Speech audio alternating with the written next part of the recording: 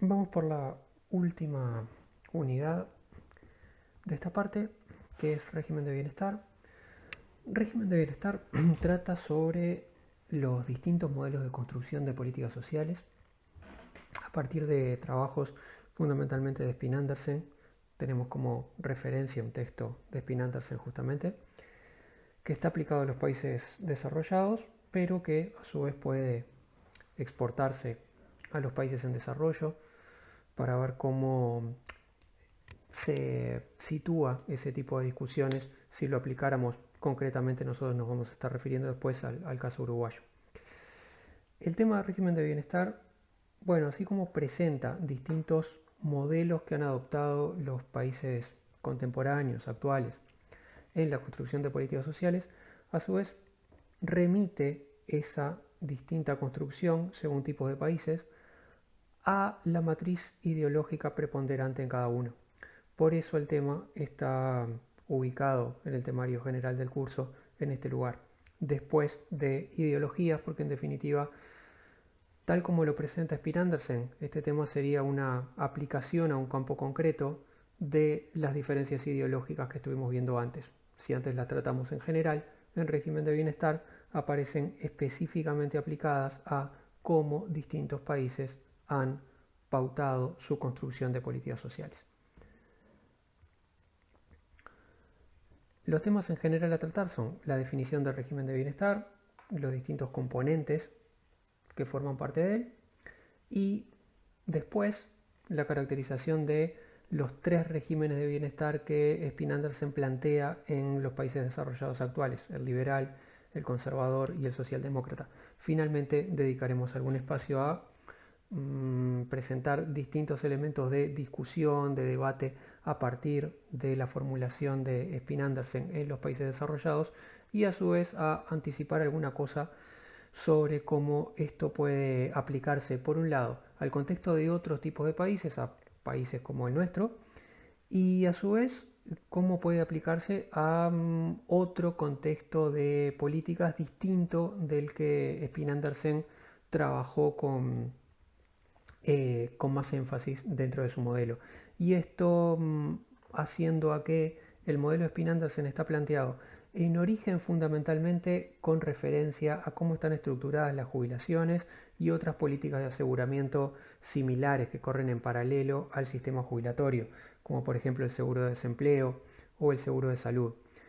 Luego, a partir de eso se ha extendido a otros campos, por ejemplo, a cómo se plantean las políticas de cuidado. Pero entonces, lo que hay que tener en cuenta cuando veamos el modelo que vamos a desarrollar es que fundamentalmente se estaba pensando en este tipo de políticas al plantear las características de cada uno de los modelos que vamos a estar viendo. El modelo y los elementos base que maneja se pueden aplicar a otros terrenos de política, pero manteniendo presente que esta descripción remitía fundamentalmente a la estructura de jubilación y políticas de aseguramiento. No quiere decir que en cualquier política social que vayas a trabajar te vayas a encontrar el mismo esquema diferenciado en esos grupos de países que vamos a estar viendo. ¿Tá? Entonces se puede aplicar a otros campos de política. Vamos a estar hablando de eso sobre el final, no de esta grabación, sino de la serie de grabaciones completa.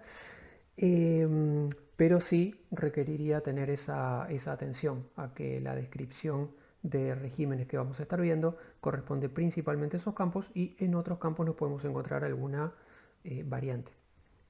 Ya estaremos hablando de eso más adelante. Entonces, lo único que habría para hacer en esta primera grabación, antes de meterse en las próximas a describir cada uno de los tres regímenes, o sea, cada uno de los tres grupos de países que Spin Andersen trata, hace referencia al concepto de régimen de bienestar, los componentes que forman el régimen y qué tipo de cosa está incluida dentro de cada componente. Entonces, régimen de bienestar es para Spin Andersen, como está señalado allí textualmente, el modo combinado e interdependiente en que el bienestar es producido y distribuido entre Estado, mercado y familia. O sea, la forma en que se estructuran las coberturas sociales en cada política, en cada país, atendiendo a cuánto corre por cuenta del Estado, de las políticas estatales, cuánto se construye a través del mercado y cuánto es cubierto a través de las propias familias. Esto, como apuntaba aquí, trasciende la idea de estado de bienestar en el sentido de que muchas veces, sobre todo cuando estuvimos hablando de la evolución histórica del Estado y llegamos a estado social, tratamos estas cosas, las coberturas sociales, en función del Estado mismo, en función de la expansión del Estado en esos campos, etc. Lo estuvimos viendo también de la misma forma cuando hablamos sobre etapas del Estado en el Uruguay en el siglo XX. Bueno, la mirada esta procura ir más allá del Estado como único actor de la construcción de coberturas sociales y pensar que esas coberturas sociales las personas las obtienen no solamente a través de políticas estatales, sino también a través del mercado y también a través de lo que su propia familia le cubre. Así que el régimen de bienestar va a ser distinto del estado de bienestar, en el sentido de que no se trata solamente de cómo el Estado construye políticas sociales, sino cómo un país articula una cierta política en base a esos tres distintos componentes: parte Estado, parte mercado, parte familia. ¿Qué cosas están comprendidas dentro de cada componente y en particular dentro de las definiciones que maneja Spin Andersen para su trabajo? Esto es lo último que vamos a estar viendo como cierre en este primer video. Por un lado, ¿qué cosas comprende el Estado? Las coberturas estatales, la política social desarrollada directamente por el Estado y también la desarrollada indirectamente por el Estado. Acá Spin Andersen incluye las ONGs y el voluntariado social en general. Por esto, otras veces pueden encontrarse clasificaciones de cuáles son los distintos actores, las distintas partes que conforman una estructura de política social y de repente encontrar diferenciadas los componentes relacionados a la sociedad civil como elementos independientes. Spin Andersen los junta dentro de la cobertura estatal y plantea por qué, fundamentalmente para el contexto de los países desarrollados. Además, dice, bueno, sí, muchas de las políticas sociales son desarrolladas por ONGs. Ahora, si yo me fijo en la construcción de políticas sociales en los países desarrollados, esas ONGs en general suelen trabajar, y esto es el mismo caso para Uruguay, suelen trabajar implementando políticas públicas, implementando fondos estatales. El Estado cubre el financiamiento de la política, en todo caso da indicaciones a la ONG contratada respecto a cómo desarrollarla y una ONG se dedica a desarrollar esa política, pero en definitiva lo hace a título del Estado. En Uruguay, en general, cuando encuentra ONGs trabajando políticas sociales, por lo general es como brazo ejecutor de políticas estatales, entonces vale en este sentido la misma consideración y simplificación de Spin Andersen. Es decir, bueno, no voy a estar hablando de las ONGs como una pata aparte de este escenario, porque en definitiva yo no voy a estar trabajando con países donde las ONGs sean un actor fundamental del armado de las coberturas sociales por fuera del Estado y sin financiamiento de ese Estado nacional, sino que por lo general las ONGs trabajan para el Estado, entonces las considero parte de las coberturas estatales. También van a ser parte de la pata Estado del régimen de bienestar en la concepción de Spin Andersen las coberturas que sean obligatorias por imperativo legal, ¿tá? O sea, las cosas que el Estado pautó que obligatoriamente tienen que cubrirse. Por ejemplo, que al acceder al trabajo formal uno obligatoriamente tiene que entrar en cierto régimen jubilatorio, va a tener unos descuentos al salario con los cuales va a financiar su fondo jubilatorio o obligatoriamente va a tener una cierta cobertura de salud que tiene que estar suministrada como parte de ese esquema de trabajo formal. Entonces, si vos sos trabajador formal, vas a estar dentro de tal encuadre de política de salud, vas a tener que elegir un prestador, así, asá. Entonces vos elegís el prestador puede ser público, puede ser privado, pero en definitiva está marcado por ley, o sea, el Estado tiene definido como obligatorio que tiene que haber un esquema de cobertura social así asá y dicta a su vez cuáles son las características. Entonces lo que Spin Andersen plantea es, cuando tengo una política social que está impuesta por el Estado, que tiene que darse y tiene que darse con tales y tales características, bueno, esos esquemas obligatorios, Spin Andersen los va a estar considerando parte de esta pata Estado. Puede ser que quien implementa en la práctica la política sea el Estado o sea un actor privado. Por ejemplo, el caso de las mutualistas nuestras. ¿Tá? Nosotros tenemos mutualistas privadas que forman parte de esquemas estatales obligatorios relacionados con el trabajo formal. Entonces, bueno, vos podés elegir una mutualista cualquiera. Al elegir dentro del campo de las mutualistas, si elegís dentro del campo de las mutualistas, vas a estar eligiendo un prestador privado. No obstante, la política dentro de la cual vos estás eligiendo es una política obligatoria dictada por el Estado con ciertas características. Por eso entonces, más allá de esas diferencias, si quien presta directamente el servicio es el Estado o es un privado, si el esquema está pautado de forma obligatoria, Spin Andersen lo considera parte del Estado. Por su parte, ¿qué nos queda dentro de la pata mercado? Dijimos, no todas las coberturas sociales son cosas a las que se acceda porque el Estado las da a través de políticas públicas o porque el Estado da un esquema obligatorio que tiene que cumplirse sí o sí, sino que hay coberturas sociales a las que se accede también por vía puramente de mercado. Y acá en Spin Andersen, cuando hablemos de cobertura de mercado, todo está relacionado a coberturas que libremente la persona elige. La persona o, como vamos a ver ahora al desarrollar los casos, a veces el empleador. Cosas que forman parte de esto.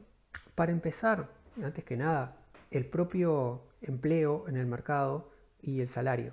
Acá lo que apunta Spin Andersen es a la propia inserción de mercado de las personas es parte de la base con la que cuentan para su bienestar, para acceder a un cierto nivel de vida y para acceder a coberturas sociales también. Entonces es fundamental el empleo y el salario como parte de este esquema. Así que el mercado, parte de lo que va a estar dando es esa función básica que forma parte de la estructura de bienestar que cada uno va a tener. A su vez, las prestaciones sociales concretas son a veces accedidas a través del mercado, o sea, en el mercado el mercado no solo participa dando financiamiento haciendo posible el financiamiento para que esas coberturas sociales sucedan.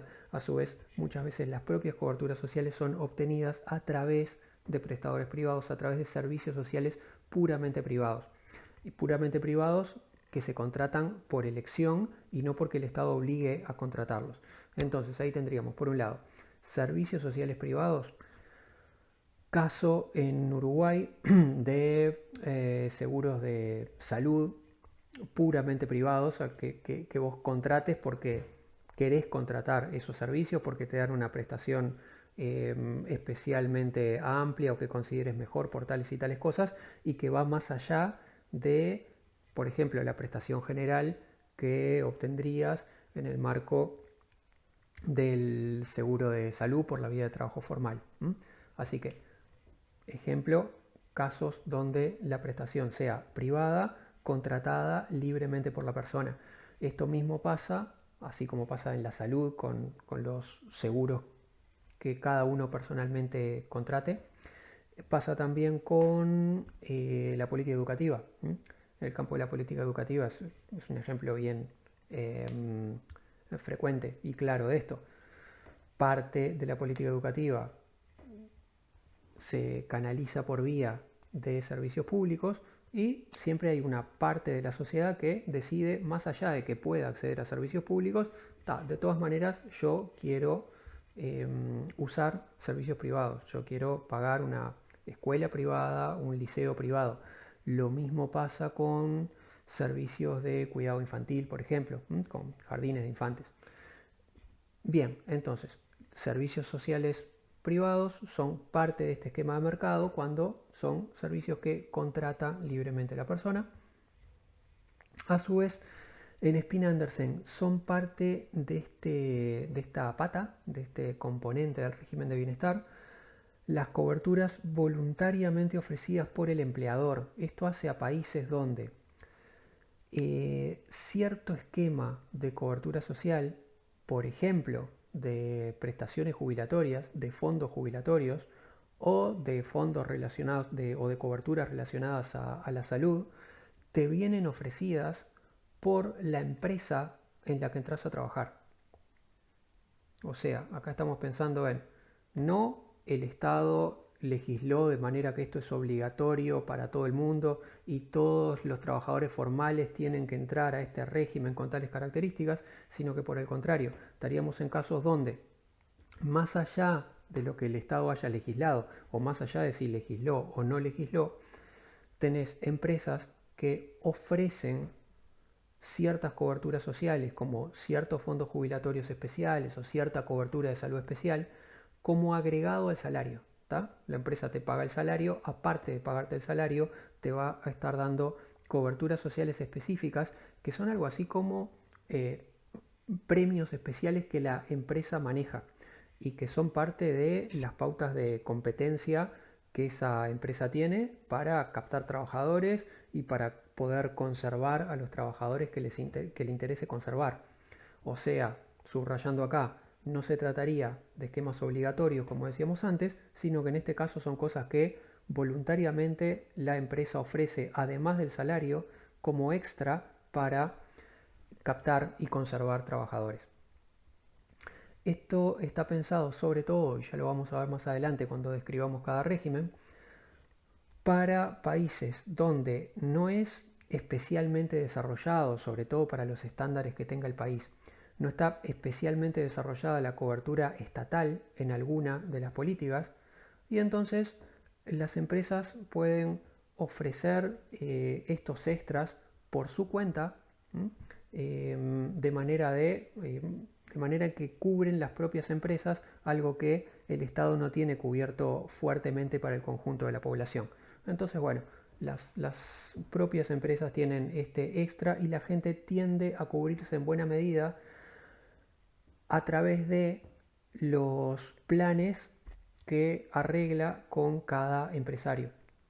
Cuanto menos desarrollado esté un esquema por parte del Estado, puede ser, y en algunos países pasa con algunas políticas, que este tipo de coberturas sea más habitual manejarlas a través de cada empresa con sus trabajadores específicos. Todo esto entonces constituiría la pata mercado, tanto los servicios contratados directamente por la persona a elección, como los servicios por los que entra por la empresa en la que trabaja, pero que le fueron ofrecidos libremente por la empresa y no por un arreglo obligatorio general. Finalmente, así como hay cosas que cubre el Estado a través de políticas sociales y hay cosas que varían dependiendo de los países, cuáles y con cuánta incidencia, hay cosas que se manejan directamente por el mercado, directamente comprando servicios o en contratos privados entre trabajadores y empresarios. Finalmente también hay cosas que ni se compran ni las da el Estado a través de una política social general, sino que se cubren por vía de las familias. Hay cosas que las familias cubren gratuitamente a sus integrantes por arreglos intrafamiliares, por tanto no hace falta pagarlas y no hace falta que el Estado se ocupe directamente de ellas. O más allá de si hace falta o si no hace falta, digamos, el Estado no se ocupa de ellas y se ocupan o se tienen que ocupar entonces las familias de arreglarse internamente para ver cómo lo cubren. Este tipo de coberturas está asociada fundamentalmente a los temas de cuidados. Esto, ahora que tenemos desarrollado el sistema de cuidados en Uruguay, es algo más presente y más fácil de haberlo escuchado mencionar muchas veces. Como en Uruguay el impulso a las políticas de cuidado tiene un empuje particular desde la constitución del Sistema Nacional de Cuidados en la década pasada, en realidad hasta hace pocos años, de pronto en Uruguay uno tenía que ponerse a explicar un poco más de qué se tratan los cuidados y por tanto derivado de ahí las políticas de cuidados. Ahora ya lo tenemos más incorporado como una dimensión de políticas justamente por haber desarrollado más fuertemente políticas para ese campo. Ahora, el asunto es que mientras uno no tiene políticas desarrolladas para ese campo tiende a ser un espacio de coberturas librado a las familias. El cuidado abarca entonces, sobre todo, el cuidado de los niños más pequeños, los chiquilines de menor edad, que donde, y dependiendo de los países, no siempre existen muy amplios servicios públicos para cuidarlos, por ejemplo, no siempre existen y sobre todo no siempre existieron servicios públicos de jardines muy extendidos donde dejar a los chiquilines. En los casos y en las épocas en que los países no tenían desarrollados sistemas fuertes para esto, y en algunos casos incluso entre los países desarrollados esto todavía es limitado, bueno, pues una de las opciones es que las familias se encarguen de cuidarlos por sí mismas. Lo mismo pasa con las personas de edad más avanzada muchas veces, cuando hay que cuidar a algunas de las personas más viejas de la familia, muchas veces recae en la propia familia cómo organizarse para hacerlo. Lo mismo respecto a las personas enfermas. Como es sabido, estas tareas de cuidado en las familias tienen una distribución distinta y sobre todo tradicionalmente tuvieron una distribución distinta, fundamentalmente en relación al género, en relación al sexo. Hombres y mujeres tienen un grado distinto y cuanto más vayas atrás en el tiempo, más fuertemente distinto el rol que va a tener cada uno respecto a estas tareas de cuidado. Por lo general, estas tareas de cuidado han sido femeninas, por lo general recaen en las mujeres, recaen mayormente en las mujeres. Por eso planteaba por ahí esta idea de que esta cobertura familiar está incidida por la división sexual del trabajo. Es fundamentalmente, y esto también en los países desarrollados, fundamentalmente trabajo no remunerado de las mujeres. Se ha estado discutiendo mucho la posibilidad de incidir en cómo la sociedad resuelve estos temas y tratar de que sean responsabilidades más compartidas. No obstante, y pensando en que lo que Spin-Andersen está describiendo acá es la situación de finales del siglo XX, bueno, pues a finales del siglo XX aún este esquema mantenía una fuerte desigualdad de género respecto a quienes cubren esas tareas. Por tanto, va a ser un tema fundamentalmente crucial para las mujeres si hay políticas de cuidados que atiendan a estas cosas en lugar de la familia, o si no las hay, o si las hay poco, y entonces esto recae más en la familia como pata del régimen de bienestar, porque que recaiga en la familia fundamentalmente va a terminar significando lo hacen las mujeres en base a trabajo no remunerado, y a veces implica entonces no poder pasar al mercado de trabajo porque tienen que cubrir estas tareas en la casa. Bueno, quedan presentadas entonces las tres patas del régimen de bienestar. Lo que tenemos que ver en las próximas es la descripción de cada uno de los tres regímenes de bienestar que Spin-Andersen registra en los países desarrollados: el liberal, el conservador y el socialdemócrata.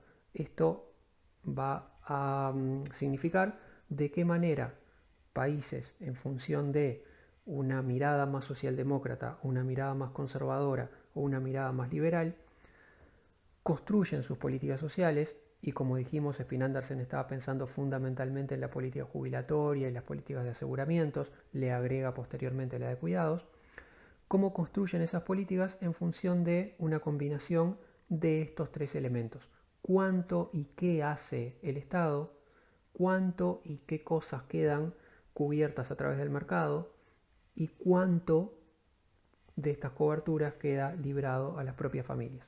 El postulado de Spin-Andersen, lo apuntaba por aquí abajo y es el enganche entre esta presentación y las que van a seguir, es que en cada grupo de países la estructura de fondo que determina qué tipo de políticas sociales va a haber, qué tipo de régimen de bienestar va a haber, qué tipo de combinación se hace de Estado, mercado y familias, va a estar dependiendo de esa matriz ideológica. El postulado de Spin-Andersen es que países con una impronta liberal más fuerte en su trayectoria histórica previa van a tender a operar con una cierta combinación peculiar de estos factores, fundamentalmente con especial énfasis a las coberturas por vía de mercado, que países con una matriz conservadora van a tener otra articulación particular y en ese caso vamos a ver un rol más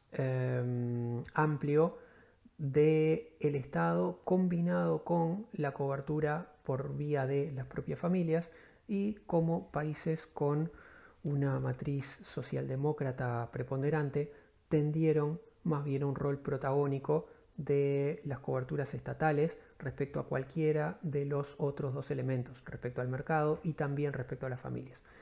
Esta cuestión entonces de cómo las ideologías terminan influyendo sobre el modo específico en que cada país construye su régimen de bienestar, construye sus políticas sociales, combinando estos tres elementos, es lo que vamos a estar desarrollando en las siguientes.